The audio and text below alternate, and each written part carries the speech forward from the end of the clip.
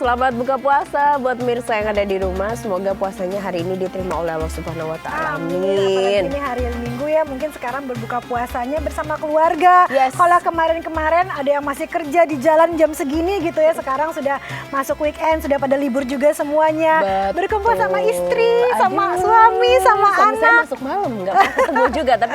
Tapi nikmat sekali ya kebersamaan keluarga itu, nikmat sekali ya Yu iya, ya. apalagi kalau menghabiskan waktu bersama keluarga, buka puasanya di Hanamasa. Aduh, Masya Allah, restoran itu Jepang bertaraf internasional ini Iya. pemirsa dengan konsep self-service. Service.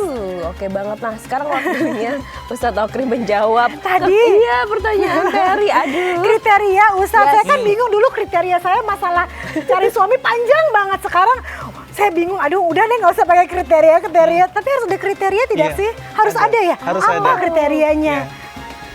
Sebenarnya subhanallah, Rasulullah SAW ya ketika bersabda tentang wanita yang akan dinikahi, Iya. itu artinya juga Rasulullah mengajarkan kepada kita kriterianya hampir sama dengan itu. Ketika Rasulullah berbicara tentang wanita yang kita pilih untuk dijadikan istri, Rasulullah mengatakan tungkahul mar'atu li arba. Wanita itu dinikahi karena 4 hal. Iya. Demikian juga laki-laki ya. Yang pertama li jamaliha.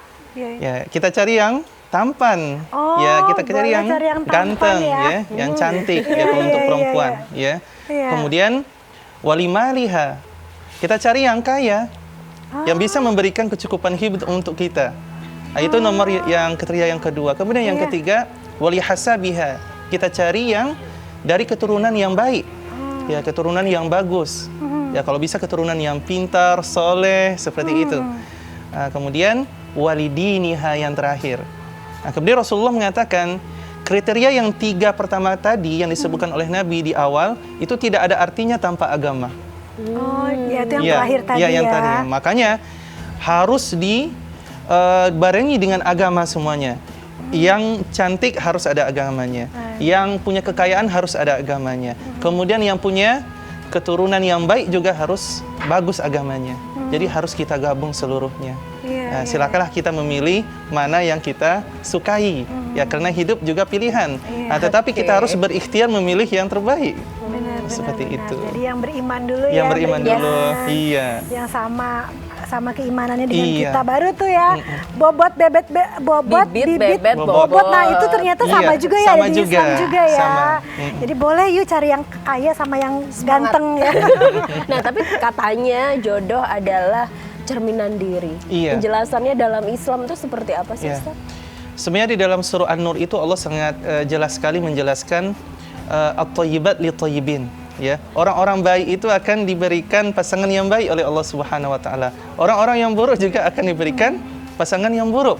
Ya, tapi bagaimana kita mencari jodoh yang terbaik? Sebenarnya kita tidak harus mencarinya di media sosial, tidak harus mencarinya di Facebook atau Instagram dan segala macam. Tetapi kita solehkan diri kita.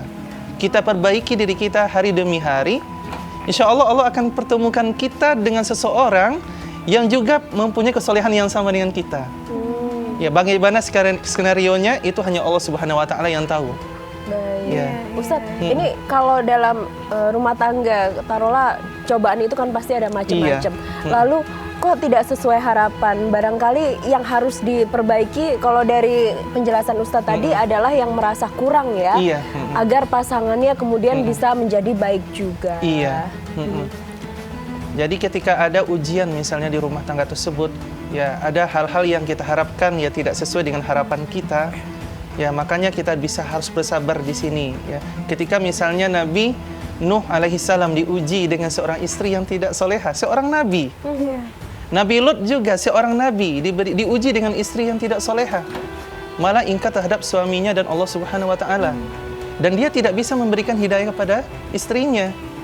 Tetapi apa yang dilakukan oleh para nabi tersebut, mereka tetap berusaha memberikan ibrah, mau'izah hasanah kepada istrinya seperti itu. Terkadang itu ada ujian juga dari Allah Subhanahu wa taala. Dan tapi itu ada hikmah dari Allah Subhanahu wa taala, hanya Allah taala yang tahu. Karena Allah mengatakan kalau Allah itu mencintai kita, Allah akan menguji kita. Ya. Innallaha idza ahabba qauman ibtalahum, kata Allah, kata Nabi SAW. Kalau Allah cinta kepada sebuah kaum, Allah uji. Seperti itu. Sejauh mana keimanan kita? Kita mau berangkat mendekat dengan Allah Subhanahu wa taala atau semakin menjauh dari Allah Subhanahu wa taala dengan ujian tersebut. Ternyata ujian adalah Iya. bentuk kasih sayang Ya, Allah dalam bentuk ya. kasih sayang Allah Masya Allah. Subhanahu. Dan ujiannya pasti beda-beda ya. Beda-beda ujiannya. Ustadz Tokri mungkin bisa dikasih pesan-pesan gitu untuk pemirsa yang ada di rumah, khususnya pria-pria gini ya, apa suami untuk dan istrinya istri. yang di rumah. Ya, ya pemirsa di rumah, ya Rasulullah SAW pernah mengatakan khairukum li ahlihi. Sebaik-baik kalian adalah orang yang paling baik dengan keluarganya. Wa ana khairukum li ahlihi. Dan saya, kata Nabi SAW, adalah orang yang paling baik terhadap keluarganya. Bagaimana kita berbuat baik kepada ibu kita, kepada istri kita, kepada anak-anak kita.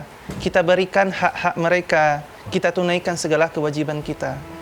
Sungguh indah Allah Subhanahu wa taala menggambarkan keindahan wanita di dalam Al-Qur'an.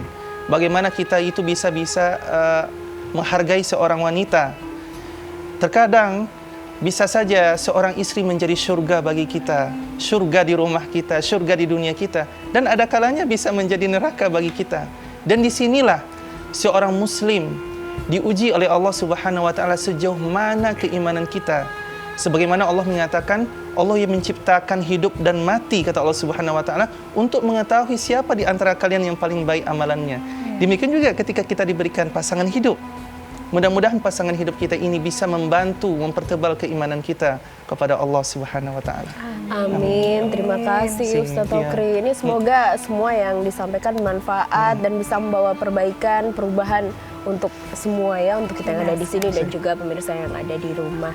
Nah, inilah akhir dari Risalah Ramadan hari ini. Pemirsa, terima kasih buat Hanamasa, restoran Jepang pertama di Indonesia, bertaraf internasional dengan konsep self-service. Akhirnya mewakili teman-teman semua yang ada di studio, Ayu Ardani pamit. Wassalamualaikum warahmatullahi wabarakatuh. Waalaikumsalam. Sayang. Semangat yang masih